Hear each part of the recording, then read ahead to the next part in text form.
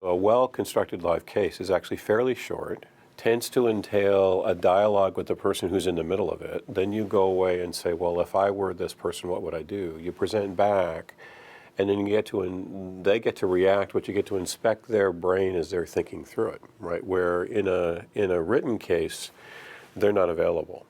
I can't think of anyone better than Tom Albanese to explain the intricacies of doing business in a global market, with a particular emphasis on the mining industry, his industry. So Rio Tinto has been a hugely important strategic partner for us because it has links within the energy industry. That means it's a compelling option for the students who are interested in energy and the environment and the concentrations that we do in the energy space.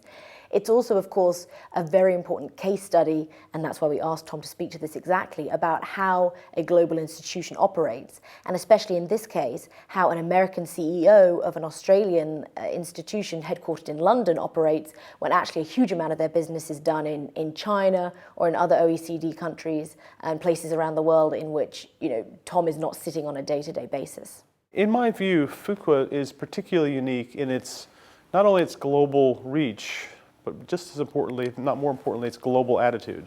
It truly is, it does recognize, it gets the fact that the world is a global place. It is not just the US or the US environment operating internationally, but there are different cultures, there are different attitudes, there are different perspectives.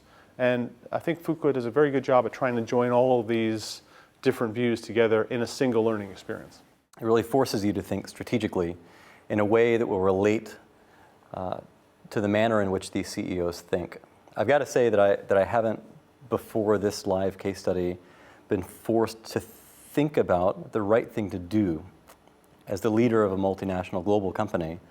And that's nice because you don't get that latitude and that flexibility in the real world. You try these things out and they either succeed or they fail. And here was more of a safe space. You could try some things out with immediate feedback from someone who knows what they're talking about. Living cases tend to be messier, right? What happens in a written case is we edit a lot of the noise out, right? Now, it turns out one of the challenges of being a leader today is actually discerning signal from noise and actually being able to put things together, right? And living cases tend to have that characteristic to it. So it demands of the student the ability to actually put disparate things together and decide what's relevant and what's irrelevant. It was good to bring a live case into the program so that we are actually able to correlate between what we do in our actual business and what we are learning over here, because we were able to bring in a lot of elements together. They've given me some ideas about supporting ideas in terms of what we can do to meet what are increasingly large global challenges for our business and for our sector. And I just love interacting with students. Without relationships like the one that we have with Tom Albanese and Rio Tinto, we would not be able to claim to be the world's first truly global business school. Without that input from somebody who is such a successful global leader, without the opportunity for our students to engage with him, to really get inside his brain, to ask the questions to which they want and need to know the answers, and to have him tell them what he thinks of their own ideas on the subject, is absolutely crucial to our success as a business school, and will be hugely helpful to our students as they go out and face the multiplicity of challenges in their day-to-day jobs when they leave the program.